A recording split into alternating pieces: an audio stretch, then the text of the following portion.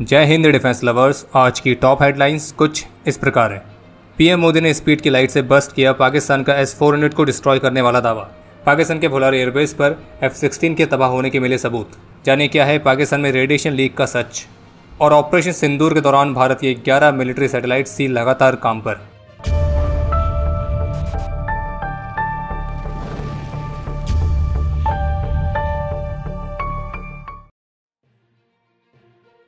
कुछ पाकिस्तानी सूमरों के द्वारा क्लेम किया गया था कि पाकिस्तान की मिसाइल्स ने पंजाब में स्थित भारतीय वायुसेना के आदमपुर एयरफोर्स बेस के रनवे को इतनी बुरी तरह से हिट किया है कि अब वो बेस कई वर्षों तक वापस से एक्शन में आ ही नहीं पाएगा। और इस क्लेम में ये भी क्लेम था कि पाकिस्तान के 10th जनरेशन कम स्पेसशिप जंग फाइटर यानी कि JF-17 ने यहाँ पे station S-400 air defence system को भी तबाह किया है। तो जितने भी पाकिस्तानी सूमर क्लेम कर रहे थे तो उनको हम ये कहेंगे कि पहले आप ये थोड़ी पिक्चर्स देखिए। देख ली तो उन्हें बताना चाहेंगे कि ये पिक्चर्स आज 13 मई की है, जब भारतीय प्रधानमंत्री श्री नरेंद्र मोदी एयरफोर्स स्टेशन आदमपुर की विजिट पर थे। और हमें पूरी उम्मीद है कि कुछ पाकिस्तानी सूमर ऐसे होंगे जिनको अभी भी पिक्चर्स देखे कुछ समझ में आया नहीं होगा। तो उन्हें हम समझा देते हैं कि इनमें से एक पिक्चर में आप देख रहे होंगे कि प्रधानमंत्री श्री नरेंद्र मोदी के पीछे एक पिक्चर में S-400 एयर डिफेंस सिस्टम है, और जबकि कुछ पिक्चर्स में बैकग्राउंड में आपको MiG-29 UPG भी दिख रहा होगा। तो अपने निकम्मे पड़ोसियों को हम ये कहना चाहेंगे कि अपनी आंखें साफ करो और सही से देखो कि तुम्हारी गवर्नमेंट ने, तुम्हारी मिलिट्री ने तुम्हारा कितना बढ़िया तरीके से काटा है, ये कहकर कि पाकिस्तान ने भारत के साथ ये वॉर जीती है और पाकिस्तान ने भारत के महत्वपूर्ण एसेट्स को डिस्ट्रॉय किया है, जिसमें S-400 का नाम खास तौर पर लिया जा रहा है। लेकिन इन पिक्चर्स में आप देख सकते हैं कि S-400 बिल्कुल बढ़िया करके खड़ा है पाकिस्तान के सभी एसेट्स को ज़मीन पर वापस से बैठाने के लिए। और पाकिस्तान ने जो आदमपुर एयरफोर्स बेस को लेकर क्लेम किया था कि उन्होंने इसको डिस्ट्रॉय किया है, तो उन्होंने इस क्लेम को साबित करने के लिए फर्जी सैटेलाइट इमेजेस भी शेयर करी थी। हालांकि उनके फर्जी सैटेलाइट इमेजेस वाला जो प्रोपेगेंडा था वो ज़्यादा लंबा नहीं चल पाया। और बाकी आज जो ये पिक्चर्स आई हैं तो ये बहुत ही हाई क्वालिटी में आपको भारतीय प्रधानमंत्री जी के ऑफिशियल एक्स हैंडल में मिल जाएंगी, तो आप बिल्कुल देख सकते हैं। और ये पिक्चर्स इस बात का भी गवाह है कि हमारे जो दुश्मन के पायलट्स हैं वो सो क्यों नहीं पाते हैं। और सोने से याद आया, हाल ही की प्रेस कॉन्फ्रेंस में पाकिस्तानी एयरफोर्स के सीनियर ऑफिशियल ने यह भी क्लेम किया था पाकिस्तानी एयरफोर्स फॉरेन फोर्सेस को ट्रेन कर रही है और बहुत अधिक संख्या में उनके पास ट्रेनिंग के लिए दूसरे देशों से पायलट्स आते हैं। Pakistan Air Force, Alhamdulillah, is giving training to foreign countries. They are coming and asking in numbers. They want to come and have training with us. We have been invited on international exercises. पर हमें ये जानने में बहुत दिलचस्पी है कि Pakistani air force training दे किस चीज़ की रही है। बाकी हम ये भी कहना चाहेंगे कि पाकिस्तान का जो आदमपुर एयरबेस को लेकर झूठा क्लेम था, तो उसे भारतीय प्रधानमंत्री ने लाइट की स्पीड से, या अगर इमरान खान की भाषा में कहें तो स्पीड की लाइट से बस्ट कर दिया है, क्योंकि वो स्पीड की लाइट से भी ज़्यादा तेज़ होगी। बाकी एक बात तो माननी पड़ेगी कि प्रेस कॉन्फ्रेंस में पाकिस्तानी एयरफोर्स के सीनियर ऑफिशियल ने जिस कॉन्फिडेंस के साथ एक क्लेम किया था कि ज़मीन पर S-400 को आइडेंटिफाई करने के कंपैरिजन में S-400 पर हमला करना ज़्यादा आसान पार्ट था। और ये सब देखने के बाद हमारे अंदर की जिज्ञासा और भी तीव्र हो गई है कि पाकिस्तान में जो ये सूखे नशे किए जा रहे हैं ये आ कहाँ से रहे हैं और उसकी क्वालिटी किस लेवल की है। पाकिस्तानी एयरफोर्स का जो भुलारी एयरबेस है, या यूँ कहें जो एयरबेस था, तो अब उस एयरबेस की कुछ और बेहद ही हाई रेजोल्यूशन की सैटेलाइट इमेजेस सामने आई हैं जो कि रिवील करती हैं कि भारत की फोर्सेस ने कितना बढ़िया वाला काम किया है। यानी कि आप इस इमेज में बिल्कुल क्लियरली देख सकते हैं कि भारत की प्रिसिशन स्ट्राइक में किस लेवल का डैमेज पाकिस्तान को दिया गया है। हालांकि आप में से कईयों के मन में प्रश्न आ सकता है कि ये तो बहुत ही थोड़ा सा डैमेज है, तो हम बताएंगे थोड़ा सा डैमेज नहीं है। ये डैमेज जो आपको दिख रहा है ये तो वो जगह है जहाँ से हमारा प्रिसिशन म्यूनिशन, या यूँ कहें जो हमारा बंकर बस्तर इसके अंदर घुसा है। फिर इसके अंदर घुसने के बाद इसने अंदर जो तबाही मचाई है वो तो पाकिस्तान के एयरफोर्स को बहुत अच्छे से पता है। और प्रिसिशन म्यूनिशंस को इस्तेमाल करने का एक प्रमुख उद्देश्य ये भी होता है कि पहला कम से कम कोलैटरल डैमेज रहे और जिसको टारगेट किया जा रहा है वही टारगेट हो, और दूसरा कि जिसको टारगेट किया गया है तो पूरी तरह से इस तरह से तबाह हो जाए कि दोबारा यूज़ में ना आ पाए। बाकी लेटेस्ट सैटेलाइट इमेजेस में पाकिस्तान के रनवेज, हैंगर्स ये बुरी तरह से डैमेज आपको दिखेंगे।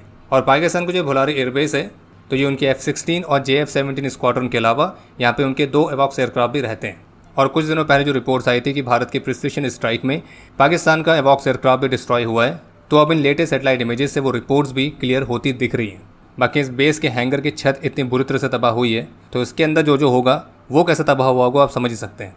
और जबकि इंटरेस्टिंग बात यह कि भुलारी एयरबेस की ये लेटेस्ट सैटेलाइट इमेजेस की जो कुछ और इन्हेंस्ड इमेजेस सामने आई हैं, तो उसमें से एक इमेज में आपको एयरक्राफ्ट जैसा भी दिखाई देगा हैंगर के अंदर, जो कि बुरी तरह से डैमेज पड़ा है और संभावित रूप से वो F-16 है। और हाँ, भारत की स्ट्राइक के लगभग 4 से 5 दिन हो चुके हैं, लेकिन पाकिस्तान में अलग अलग जगहों पर फ्यूनरल्स का सिलसिला अभी भी जारी है। और आपको बता दें कि अभी तक पाकिस्तान ने ऑफिशियल लेवल पर अपने 11 मिलिट्री पर्सनल की कैजुअलिटीज़ को स्वीकार किया है, जिनमें से 6 पाकिस्तानी आर्मी के सोल्जर्स हैं और 5 पाकिस्तानी एयरफोर्स के एयरमैन हैं, जो पाकिस्तानी आर्मी के हैं उनके नाम है नायक अब्दुल रहमान, लांस नायक दिलवार खान, लांस नायक इकरामुल्ला, नायक वकार खालिद, सिपाही मोहम्मद आदिल अकबर और सिपाही निसार। जबकि पाकिस्तान एयरफोर्स के हैं squadron leader Usman Yusuf, chief technician Aurangzeb, senior technician Nazim, corporal technician Farooq और सीनियर टेक्नीशियन मुबासिर। और ये वो कैजुअलिटीज़ है जो पाकिस्तान ने ऑफिशियली एडमिट करी हैं। लेकिन सोशल मीडिया पर जो रियल वीडियोस आई हैं तो उसकी कंपैरिजन में जो एक्चुअल कैजुअलिटीज़ का नंबर है वो इससे और ज़्यादा हो सकता है। और जो लोग ये बोल रहे थे कि पाकिस्तान नैरेटिव वॉरफेयर भी जीत गया है, तो इस पर हम बस ये कहना चाहेंगे कि अब तस्वीरें जो आ रही हैं वो खुद ही सब कुछ बोल भी रही हैं। एक तस्वीर में आपको एक तरफ जीत की खुशी दिख रही होगी और दूसरी तरफ गम का माहौल। जब से सीज फायर वाली म्यूचुअल अंडरस्टैंडिंग बनी है तो उसके बाद से एक जो पॉसिबिलिटी है या फिर यूँ कहें जो एक जो र्यूमर है वो सबसे ज़्यादा चल रहा है और वो है पाकिस्तान में न्यूक्लियर रेडिएशन लीक होने वाला मामला। लेकिन अब इसी से संबंधित कुछ और रिपोर्ट्स ऐसी देखने को मिल रही हैं जो कि रेडिएशन लीक वाले र्यूमर को अब सच्चाई की तरफ भी ले जा रही है और ऐसा प्रतीत हो रहा है कि पाकिस्तान में बहुत कुछ बदलने वाला है। हालांकि भारत के ऑफिशियल्स ने क्लियरली कह दिया है कि हमने किराना हिल्स को टारगेट नहीं किया है। यहाँ तक कि हमें तो ये भी नहीं पता था कि किराना हिल्स में पाकिस्तान के न्यूक्लियर इंस्टॉलेशंस हैं, तो हम भला किराना हिल्स को टारगेट क्यों करेंगे।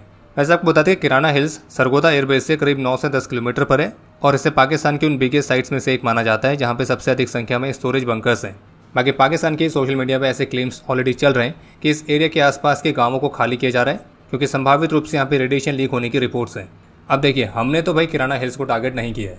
अब वहाँ पे रेडिएशन लीक हो रहा है तो वो क्यों हो रहा है वो तो पाकिस्तान को पता होगा, या तो पाकिस्तान ने कोई टेस्ट वगैरह किया होगा जो सही से नहीं हुआ, या फिर कुछ भी वजह हो सकती है। लेकिन ये तय है कि जो न्यूक्लियर रेडिएशन है तो वो पाकिस्तान में स्थिति काफ़ी बदलने वाला है।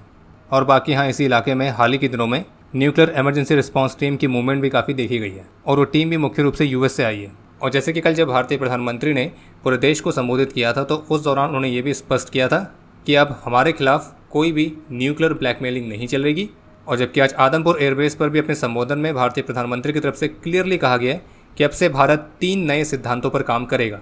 पहला, अगर हम पर कोई भी आतंकी हमला होगा तो फिर उसके जवाब में हम अपने द्वारा चुने गए समय और स्थान पर जवाबी कार्रवाई जरूर करेंगे। दूसरा, किसी भी तरह की न्यूक्लियर ब्लैकमेलिंग हमको रोक नहीं सकती है। और तीसरा, हम टेरर टारगेट्स और पाकिस्तानी मिलिट्री के बीच डिफ्रेंशिएट नहीं करेंगे। और जो ऑपरेशन सिंदूर है वो अब से न्यू नॉर्मल है, क्योंकि प्रधानमंत्री का क्लियरली कहना है कि भारत बुद्ध की भी धरती है और गुरु गोविंद सिंह जी की भी धरती है। और प्रधानमंत्री का कहना था कि निश्चित रूप से ये जो समय है युद्ध का नहीं है, लेकिन ये बात भी तय है कि ये जो समय है टेररिज्म का भी नहीं है। पाकिस्तान ने हमारे बॉर्डर्स पर स्ट्राइक करने की तैयारी करी, लेकिन हमने उनकी कोर पर हिट किया है।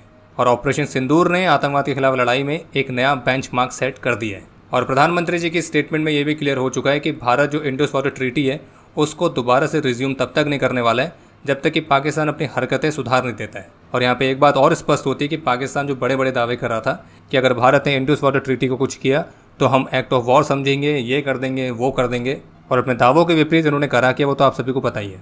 और ऑपरेशन सिंदूर ने यह स्पष्ट कर दिया है कि अब पाकिस्तान में जितने भी सुअर पलने वाले हैं तो उन सुअरों के लिए ऐसी कोई भी जगह नहीं है जो उनको बचा के रखे। भारत तुम्हें पाकिस्तान में कहीं भी होगे वहाँ पे भी तुम्हें तुम्हारे सर पर मिसाइल गिरा के तुम्हारी खोपड़ी खोल देगा। खोल क्या देगा, तुम्हें हमेशा के लिए भाप बना देगा। और भारतीय प्रधानमंत्री का भी कहना था कि जब हमारी ड्रोन्स और हमारी मिसाइल्स हमारे दुश्मन को हिट करेगी तो उनको बस एक ही चीज़ सुनाई देगी, भारत माता की जय। और इसी बात पर आप भी आज कमेंट सेक्शन में भारत माता की जय लिखना ना भूलें। इस पूरे ऑपरेशन सिंदूर के दौरान इंडियन आर्मी और इंडियन एयरफोर्स के ज़बरदस्त एक्शंस के बारे में तो हर किसी ने बात करी, लेकिन अगर इंडियन नेवी के एक्शन की बात की जाए तो वो जितना साइलेंट था तो उतना ही ज़्यादा घातक भी था। और जैसे कि ऑफिशियल प्रेस ब्रीफिंग में भी नेवी ऑफिशियल ने क्लियर किया है कि जो भारतीय नौसेना है वो कराची हार्बर पर अपने विनाशकारी हमले के लिए तैयार थी। और इतना ही नहीं बल्कि INS विक्रांत का जो बैटल कैरियर ग्रुप था तो उसने अपने MiG-29 के फाइटर्स के साथ पाकिस्तानी एयरफोर्स और पाकिस्तानी नेवी की जो एयर ऑपरेशंस थे तो उनको पाकिस्तान के किनारे तक ही सीमित कर दिया था। और जिस वजह से मैरीटाइम डोमेन में पाकिस्तान द्वारा भारत पर किसी भी तरह का हमला करना तो बहुत दूर की बात है, वो ऐसा हमला करने की कोशिश भी नहीं कर पाए, क्योंकि उनकी सिर्फ एक कोशिश कराची पोर्ट को राख में बदल सकती थी। तो अब इसी बात से अंदाजा लगा सकते हैं कि समुद्र पर केवल भारतीय नौसेना की प्रेजेंस ही पाकिस्तान के अंदर खौफ पैदा करने के लिए पर्याप्त थी। और बाकी भारतीय प्रधानमंत्री भी स्पष्ट कर चुके हैं कि हमने केवल अपने मिलिट्री एक्शन को पॉज किया है, हम पाकिस्तान के हर एक स्टेप को वॉच करेंगे, हमारी फोर्सेस मैक्सिमम अलर्ट पर रहेगी। और अब से ऑपरेशन सिंदूर भारत की एक नई स्टैब्लिश स्ट्रेटजी है और अब पाकिस्तान से केवल आतंकवाद और POJ पर ही बात होगी।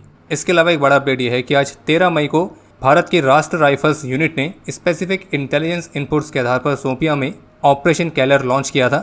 और इस ऑपरेशन के दौरान लश्कर के 3 सुअरों को सफलतापूर्वक होरीफाइड किया गया है। और जिन 3 सुअरों को हॉरिफाइड किया गया, इनकी जो पिक्चर्स सामने आई हैं वो ऑब्वियसली हम यहाँ पे तो शेयर नहीं कर सकते, लेकिन वो हमारे ऑफिशियल टेलीग्राम चैनल पर अपलोडेड हैं, बिल्कुल वैसे ही जैसे कि वो हैं। तो अगर आपको देखनी है तो आप टेलीग्राम चैनल पर जा सकते हैं। बाकी इन तस्वीरों को देख के आपको क्लियर हो जाएगा कि इन सुअरों की इस बार खोपड़ी तोड़ी नहीं है, बल्कि खोपड़ी खोल दी है। और ये एक तरह से डायरेक्ट मैसेज है पाकिस्तान के लिए कि अब से तुम्हारे सुअरों का यही होने वाला है। और ये ऑपरेशन केलर अभी भी जारी है। कल बाड़मेर, सांबा, अखनूर, उधमपुर तो इन जगहों पर ड्रोन की एक्टिविटीज़ नोट किए जाने की रिपोर्ट्स आई थी और जिसमें लोकल्स ने कुछ वीडियोज़ भी बनाई थी।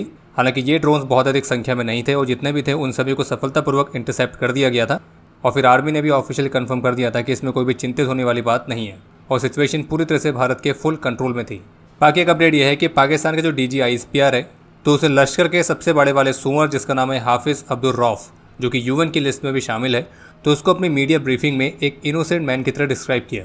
और ये भी स्पष्ट है कि वो ऐसा क्यों कर रहे हैं, क्योंकि उस सुअर की तस्वीरें सामने आ चुकी हैं वहाँ फ्यूनरल को अटेंड करते हुए। और अब पाकिस्तानी मिलिट्री को कुछ तो बहाना चाहिए कि दिखाने के लिए कि ये सुअर तो एक आम आदमी है। He is this man.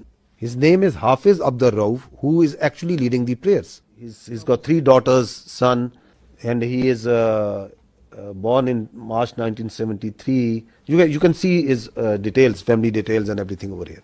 लेकिन ये बात स्पष्ट है कि इसके जैसे सुअर हमेशा सुअर ही रहेंगे। बाकी आज डिफेंस इंटेलिजेंस एजेंसी के DG lieutenant general DS Rana ने भारत के सफल ऑपरेशन सिंदूर के बारे में 70 देशों के फॉरेन सर्विसेज अटैचेस को ब्रीफ किया है और उन्हें ये भी बताया कि ऑपरेशन सिंदूर के माध्यम से भारत ने पाकिस्तान के साथ अपने रिलेशंस को लेकर नए नॉर्मल्स सेट किए हैं। और इस ऑपरेशन सिंदूर के माध्यम से जो नए डोमेन्स हैं जैसे कि स्पेस, साइबर, इलेक्ट्रॉनिक वॉरफेयर, तो इसमें भी इंडियन मिलिट्री की जो टेक्नोलॉजिकल सुपीरियरिटी है वो निकल के सामने आई है।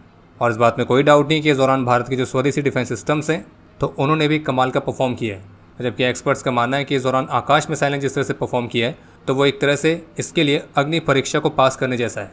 तो इसलिए अब हर एक वो देश जिसको एक बहुत ही रिलायबल एयर डिफेंस सिस्टम की रिक्वायरमेंट है और उसको ऐसे सिस्टम चाहिए जो रिलायबल तो हो ही, लेकिन साथ ही साथ उसकी पॉकेट पर भी ज़्यादा बर्डन ना आए, तो भारत का आकाश मिसाइल डिफेंस सिस्टम उनके लिए सबसे बेस्ट ऑप्शन बन सकता है जो आपके आकाश को हमेशा सुरक्षित रखेगा। और बाकी इसके अलावा इसरो के सीनियर ऑफिशियल्स की तरफ से भी बताया गया कि इस पूरे ऑपरेशन सिंदूर के दौरान उन्होंने भी अपने सभी स्ट्रेटेजिक एसेट्स को अलग अलग तरीक़ों से इस्तेमाल किया था और इसरो की 9 से 11 मिलिट्री सैटेलाइट्स भारत की मिलिट्री के लिए डायरेक्टली उपलब्ध थी। बाकी इसके अलावा अमेरिका की तरफ से जो एक क्लेम किया गया है कि भारत और पाकिस्तान के बीच सीज फायर को अचीव करने के लिए उन्होंने ट्रेड वाले हिस्से को इस्तेमाल किया था और ये कहा था कि अगर भारत और पाकिस्तान सीज फायर के लिए नहीं मानते तो वो दोनों देशों के साथ ट्रेड बंद कर देगा। तो US के इस क्लेम के बाद ऑफिशियल सोर्सेज के हवाले से जानकारी सामने आई है कि भारतीय प्रधानमंत्री के साथ US ऑफिशियल्स की बातचीत के दौरान ट्रेड का ऐसा कोई भी रेफरेंस था ही नहीं। कहने का मतलब यह है कि अमेरिका ज़बरदस्ती अपने आप को इस पूरे मामले पर चमकाना चाह रहा है, जबकि उसके सीज फायर में एक्चुअल में कोई इतना रोल है नहीं। क्योंकि हमने आपको पहले भी कहा था कि भारत की पोजीशन शुरू से लेकर अभी तक एक ही थी कि पाकिस्तान सिचुएशन एस्केलेट करेगा तो भारत जवाबी कार्रवाई करेगा। भारत ने कभी भी सिचुएशन को एस्केलेट करने की बात करी नहीं थी। तो जब तक पाकिस्तान एस्केलेट करता रहा तो भारत भी जवाबी कार्रवाई देता रहा। तो जब पाकिस्तान ने एस्केलेट करना बंद कर दिया तो भारत ने भी जवाबी कार्रवाई करना बंद कर दिया। तो फिर इसमें अमेरिका का रोल कहाँ पे आ रहा है? और अगर पाकिस्तान दोबारा से एस्केलेट करेगा तो भारत फिर से जवाबी कार्रवाई करेगा। बाकी हमें ऐसा प्रतीत हो रहा है कि अमेरिकन इक्विपमेंट को कुछ ज़्यादा ही नुकसान पहुँच गया है। और वैसे कुछ ऐसी भी रिपोर्ट्स थी, हालांकि ये अनकन्फर्म्ड रिपोर्ट्स हैं, कि चीन ने पाकिस्तान को इस बात के लिए ब्लेम किया है कि उसने उनके हाईटेक इक्विपमेंट को सही से हैंडल नहीं किया और जिस वजह से वो पाकिस्तान का कोई काम नहीं आ पाए।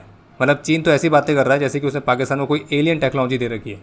पर खैर बढ़ते हैं आज के इतिहास की तरफ। आज के दिन 2009 में 11 असम राइफल्स के हवलदार थंगज लेट कुकी और 45 असम राइफल्स के हवलदार कमल देव ने अपना सर्वोच्च बलिदान दिया था। और आपके लिए आज का प्रश्न है कि INS विक्रांत को कौन से वर्ष में कमीशन किया गया था? और अब समय है आज के टॉप 3 कमेंट्स का, जो ये रहे आपकी स्क्रीन पर।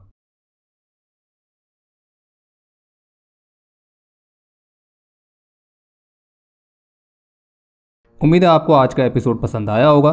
पसंद आया तो वीडियो को लाइक करना ना भूलें। आपके कोई भी सुझाव या सवाल हो तो उसके लिए कमेंट सेक्शन ओपन है। और अगर आप डिफेंस रिलेटेड और भी एक्सक्लूसिव कंटेंट में दिलचस्पी रखते हैं तो आज ही प्ले स्टोर से डिफेंस स्क्वाड की सुपर ऐप को डाउनलोड करना ना भूलें। और अगर आप चैनल पर पहली बार आए हैं तो squadron.in पे जाके हमारे नए डिज़ाइंस को भी चेकआउट जरूर करें। बाकी जल्द मिलेंगे नए एपिसोड के साथ। तब तक के लिए जय हिंद, जय भारत।